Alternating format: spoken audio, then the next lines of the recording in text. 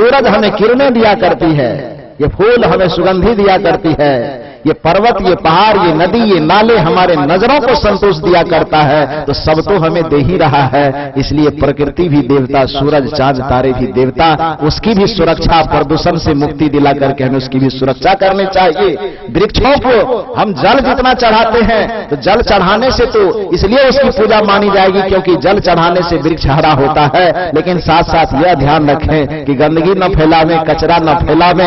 यह भी वृक्ष देवता की सबसे बड़ी पूजा है, प्रकृति देवता की सबसे बड़ी पूजा है। अभिप्राय यह है कि आप उस देवता की पूजा करें जिसने आपको बनाया है। अब इससे 2 कदम और आगे बढ़िए। एक वह देवता है जिस देवता के बदौलत संपूर्ण सृष्टि खड़ा हुआ है, उस देवता का नाम है जीवन देवता, उस देवता का नाम है आत्म देवता। क्योंकि जब तक आत्मा देवता की उपस्थिति नहीं होगी, न माता काम आएंगे, न पिता काम आएंगे, न गुरु काम आएंगे, न सत्संग काम आएगा, न धर्म काम आएगा, न विज्ञान काम आएगा, न व्यवहार काम आएगा, न परमार्थ काम, कुछ काम आएगा। वह जीवन रूपी देवता, वह सबसे बड़ा देवता है।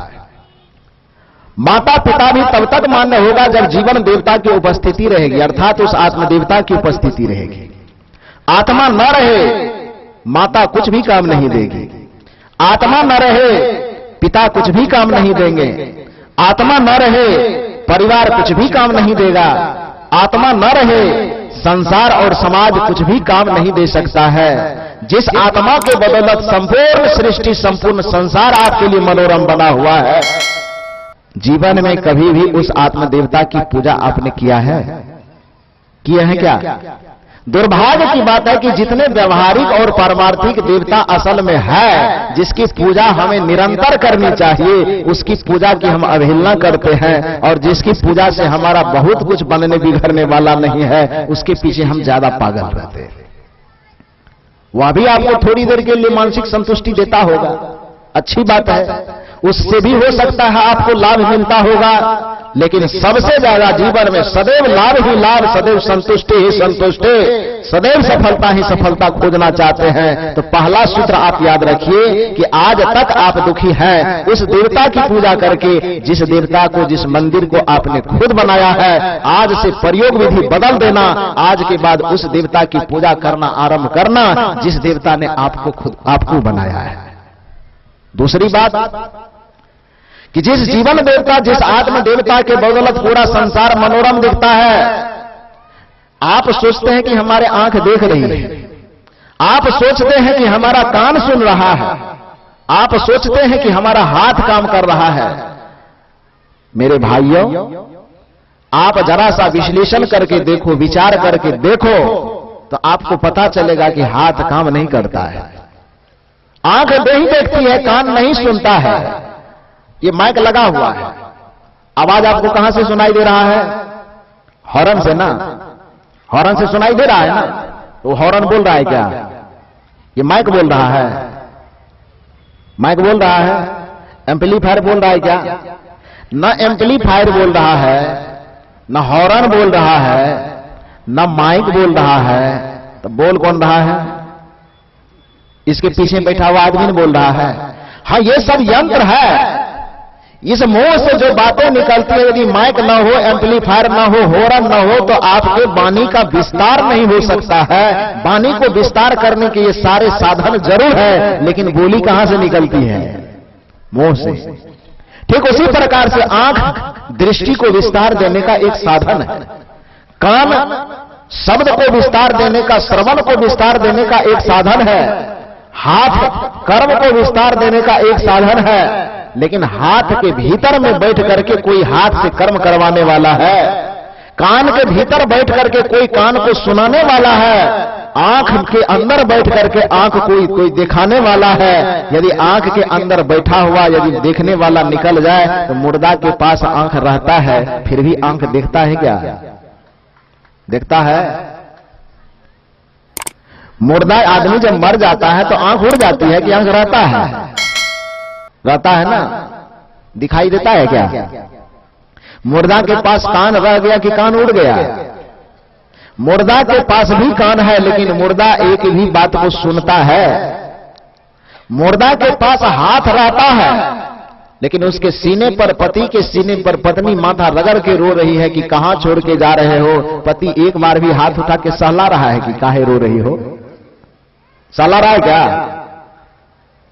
बेटे के सीने पर बाप और मां माथा रगड़ रगड़ करके रो रहा है कि बेटा तुम मुझे छोड़ करके क्यों जा रहे हो? मैं अनाथ हो जाऊंगा, मेरे सहारा कौन बनेगा बुढ़ापे का? क्या वह बेटा एक बार भी मुंह खोल करके मां बाप से कह रहा है कि बाबूजी माताजी मत रोइए, हम फिर लौट करके आएंगे? कहता है क्या? मुंह रहता है लेकिन मुंह में बोली नहीं रहती है, कान रहता है लेकिन कान में सुनने की शक्ति नहीं रहती है, आंख रहते हैं लेकिन आंख में देखने की शक्ति नहीं रहती है, मन रहता है लेकिन मन में सोचने की शक्ति नहीं रहती है। सारा चीज, सारे साधन मौजूद रहते हैं, लेकिन सारे साधनों के मौजूद होने के बावजूद भी भीतर में जो सब साधनों का कर्ता धर्ता बैठा हुआ है, जो सबसे बड़ा देवता है, वह देवता उड़ करके चला गया। परिणाम क्या हुआ? यह आदमी अब पति नहीं रहा। मुर्दा किसी का पति होता है क्या? मुर्दा किसी का बेटा होता है, मुर्दा किसी का भाई होता है। परिणाम यह होता है कि जिसको न जाने कितने संबंधों से जोड़ करके रखे थे, जिसको हम बेटा कहते थे, जिसको हम भतीजा कहते थे, जिसको हम मामा नाना दादा काका कहते थे, जिसको बाप कहते थे, जिसको मुखिया कहते थे, सरपंच कहते थे, विधायक कहते थे, सांसद कहते थे, सारा चीज एक आत्मा की निकल जाने से सारे विशेषण खत्म, एक नया विशेषण लागू होता है कि अब मुर्दा हो गया। कहता है ना जी, ये मुर्दा हो गया। और उस मुर्दा का क्या काम है? चिता पर जाकर के जला देना। उस मुर्दा के लिए कौन सा काम बाकी है? कब्र में जाकर के दफन कर देना। आपसे भूल यही होती है कि व्यवहारिक स्तर में, व्यवहारिक भक्ति में भी आप चूक जाते हो कि आप असली देवता की पूजा नहीं कर पाते हो। क्योंकि मैंने बताया ना कि असली देवता ब्रह्मा किसे कहते हैं? जो सृष्टि को बनाता है। विष्णु किसे कहते हैं? जो सृष्टि का पोषण करता है, पालन करता है। और शिव किसे कहते हैं? जो सृष्टि के अवगुणों का संहार करता है। ये सारे तीन ही हाथ का जो शरीर है, ये ब्रह्मांड है कि नहीं जी? इसको ब्रह्मांड कहा जाता है। अध्यात्म शास्त्र में इस शरीर को भी एक यथा पिंडे तथा ब्रह्मांडे की परिभाषा के अनुसार ब्रह्मांड में जितने अवयव आपको दिखाई देते हैं, उसका नमूना यह शरीर है। अर्थात ब्रह्मांड का छोटा सा हिस्सा यह शरीर है। उस संसार को बनाने वाले भगवान ब्रह्मा को हम जाने अथवा न जाने, लेकिन इस संसार को बनाने वाले ब्रह्मा को आप और हम जानते हैं। उसकी अवहेलना करोगे, ब्रह्मा कभी खुश नहीं होगा। इस शरीर रूपी संसार का पालन पोषण करने वाले विष्णु को आप और हम जानते हैं, उसकी अवहेलना करके आप कभी सुखी नहीं हो पाओगे। इस शरीर रूपी संसार के अवगुणों को दूर करने वाले शंकर को आप और हम जान रहे हैं। जब तक उसका सम्मान, सेवा, पूजा हम नहीं करेंगे, तब तक दुनिया में किसी भी जगह जाने के बावजूद हमें सफलता नहीं मिल पाएगी। यह बात सत्य है। इससे भी आप चूक जाते हैं। और दूसरी सबसे बड़ी बात, भीतर में बैठा हुआ आत्मा है, भीतर में बैठी हुई शक्ति है, उसके तरफ आपका ध्यान कभी नहीं जाता है। परिणाम क्या होता है? इसको एक छोटी सी कहानी से आप सुनिए, समझ जाएंगे। समझने में बड़ा आसान होगा। फिर मैं आपको भजन की तरफ ले चलूंगा, चूंकि आज समापन का भी बेला है। तो एक छोटा सा बच्चा था। उस बच्चे की मां अचानक बीमार पड़ गई। मां को हॉस्पिटल जाने की नौबत आ गई। मां हॉस्पिटल जाना चाह रही है, तो अपने बगल वाली पड़ोसन को बुला करके लाई, कहा कि मेरे बच्चे की देखभाल करना, हो सकता है 10 दिन मुझे लग जाए हॉस्पिटल में, तो मेरे बच्चे को जिस जिस चीज की जरूरत होगी उसकी पूर्ति करते रहना, कोई तकलीफ नहीं होने देना, घर में कोई है नहीं। पड़ोसन उस मां की सारी बात को समझ करके कहे, ठीक है, इसको बढ़िया से हम रखेंगे, आप निश्चिंत होकर के जाइए। जब मां जाने लगी तो बच्चा आंचल पकड़ के कहता है कि मां, तुम जा तो रही हो, लेकिन हम अकेले पढ़ते लिखते कितना समय खपेगा, पढ़ने लिखने खेलने के बावजूद भी कुछ समय बचेगा, तो कुछ काम बताओ ना, काम करेंगे, नहीं तो खाली कैसे बैठेंगे। मां तो बता नहीं रही थी, लेकिन फिर भी क्या, अच्छा ठीक है, कुछ काम करना ही चाहते हो बेटा, तो ऐसा करो, देखो आंगन में जो फुलवारी है, 2-4 फूल के पौधे हैं, पानी लेकर के बस उस फूल को तुम सींचते रहना। 10 दिन तक इस फूल को पानी से सींचना, पौधे को मुरझाने न देना, इतना ही काम करना। बच्चा बहुत छोटा है।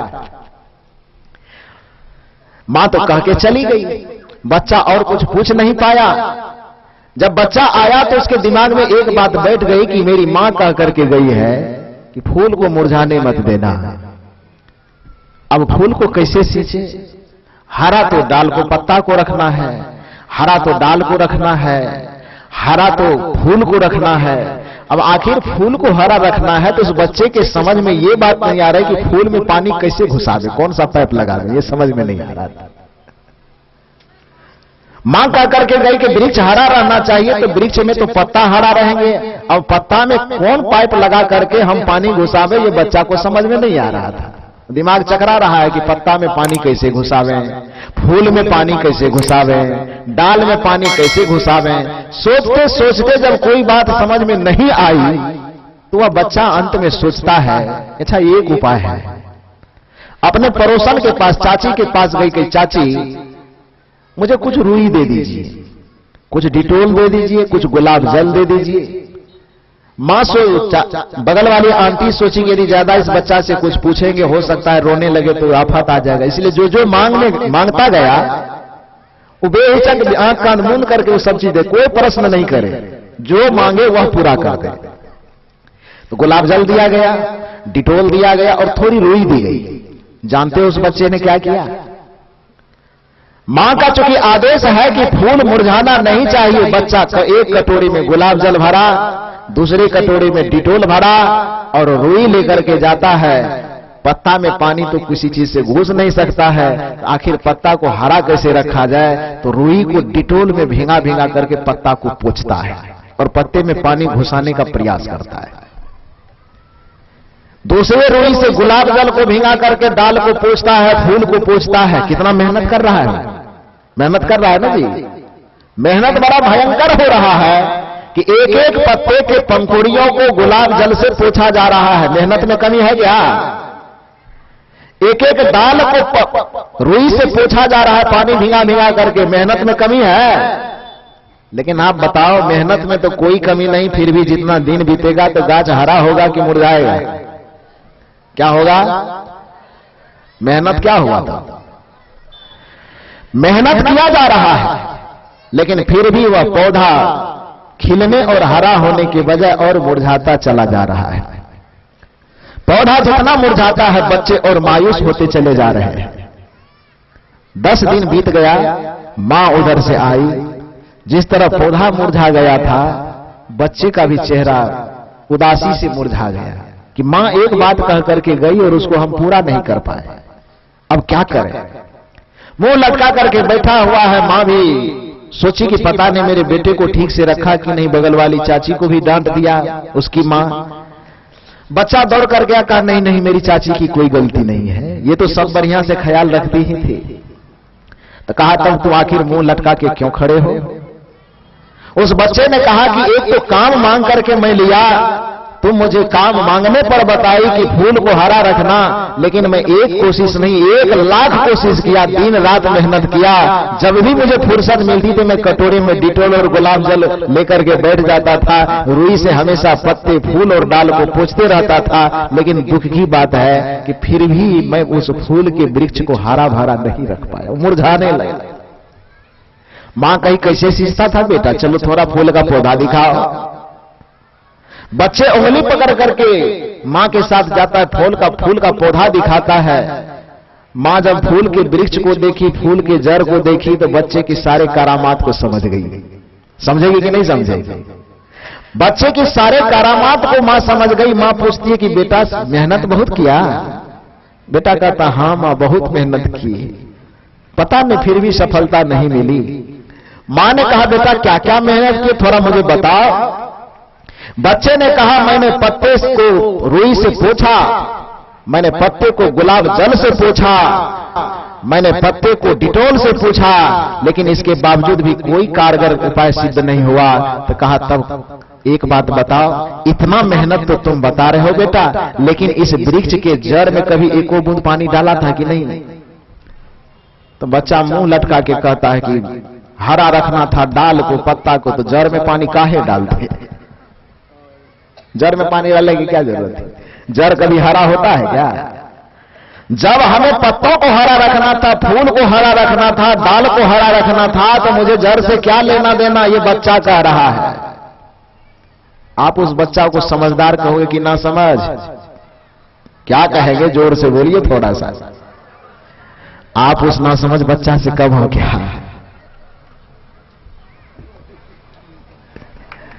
उस बच्चे को ना समझ कहने में तो हमें बड़ी आसानी लगी, लेकिन शायद यदि विचार करके देखें आप और हम, तो हम उस बच्चे से ज्यादा ना समझ है। बेशक वह बच्चा एक बूंद भी पानी पत्ते पर नहीं डालता तो भी काम चल जाता। बेशक वह बच्चा एक बूंद भी पानी डाल पर नहीं डालता तो भी काम चल जाता। वह बच्चा यदि फूल के पंखुड़ियों पर एक छींटा भी पानी नहीं पड़ने देता तो भी काम चल जाता।